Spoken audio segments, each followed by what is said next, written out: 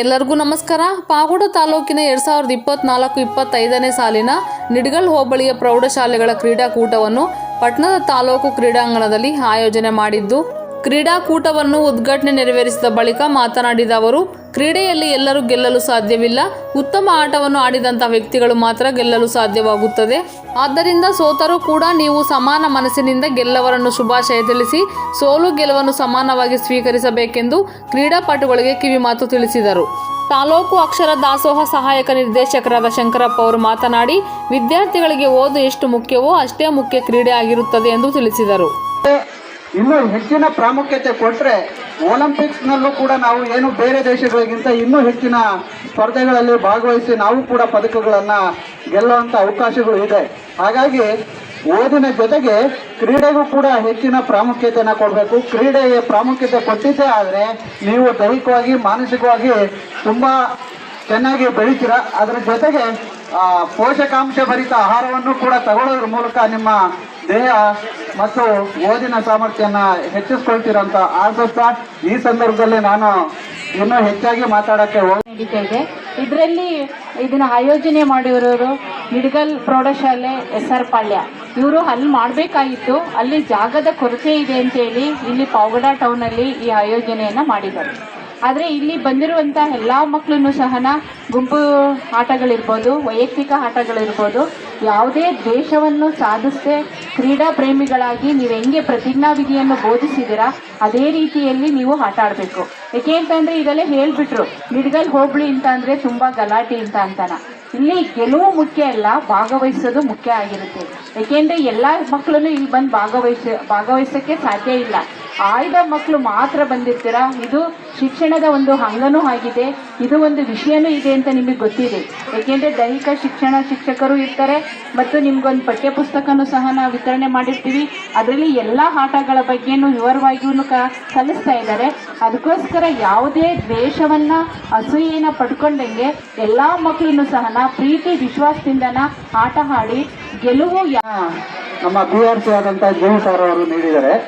ಅದರಲ್ಲಿ ವಿದ್ಯೆ ಎಷ್ಟು ಪ್ರಾಮುಖ್ಯತೆಯೋ ಅದೇ ರೀತಿಯಲ್ಲಿ ಕ್ರೀಡೆನೂ ಕೂಡ ಅತಿ ಮುಖ್ಯವಾಗಿ ಬೇಕಾಗಿದೆ.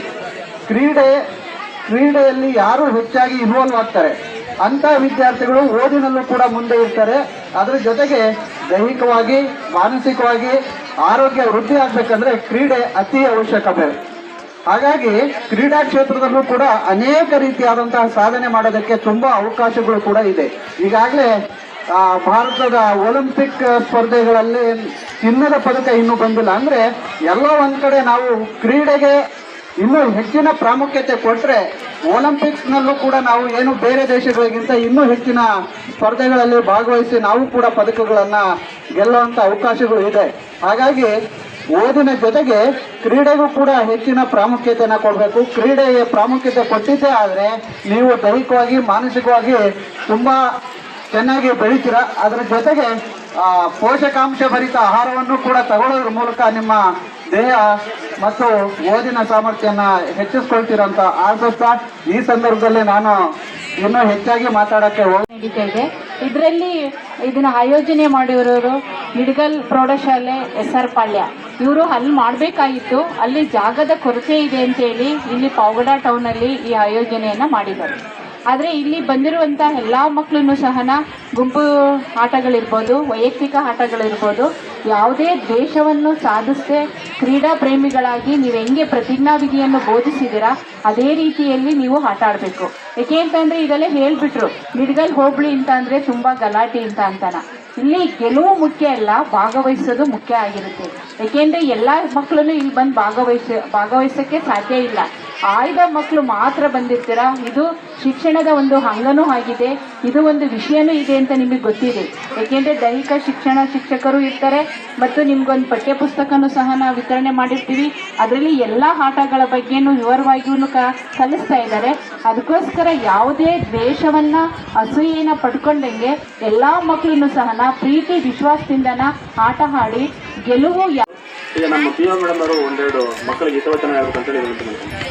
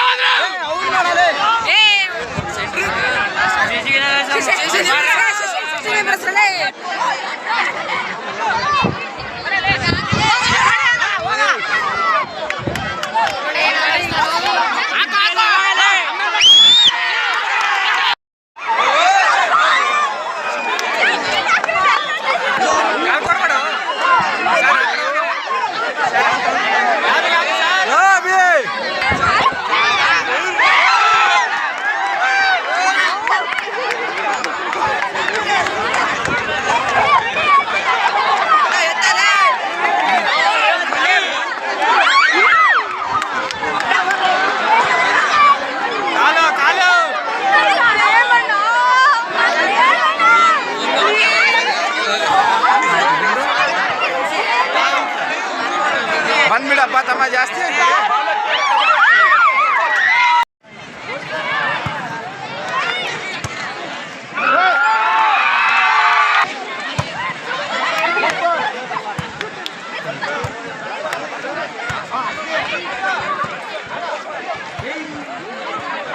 ಹೋಗೈತಿ.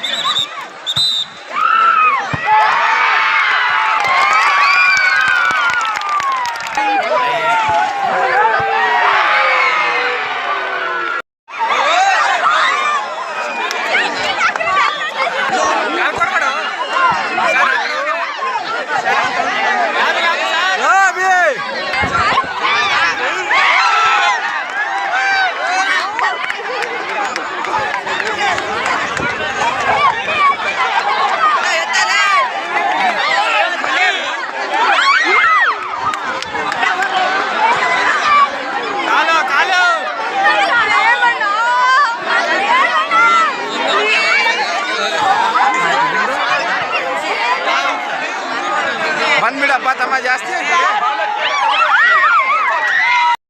ಈಗ ನಮ್ಮ PO ಮೇಡಮ್ ಅವರು ಒಂದೆರಡು ಮಕ್ಕಳಿಗೆ ಹಿತವಚನ ಹೇಳ್ಬೇಕು ಅಂತೇಳಿ ವಿನಂತಿ ಮಾಡ್ತೀನಿ.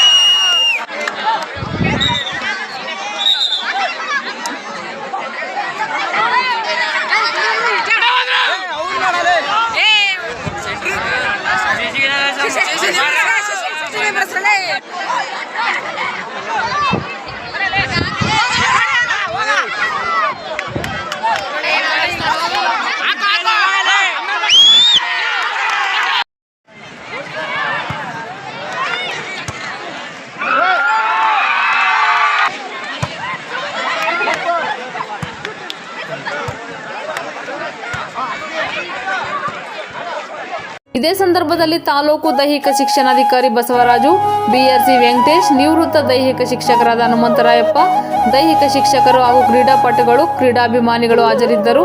ವರದಿ ಮಾರುತಿ, MS ಮೀಡಿಯಾ.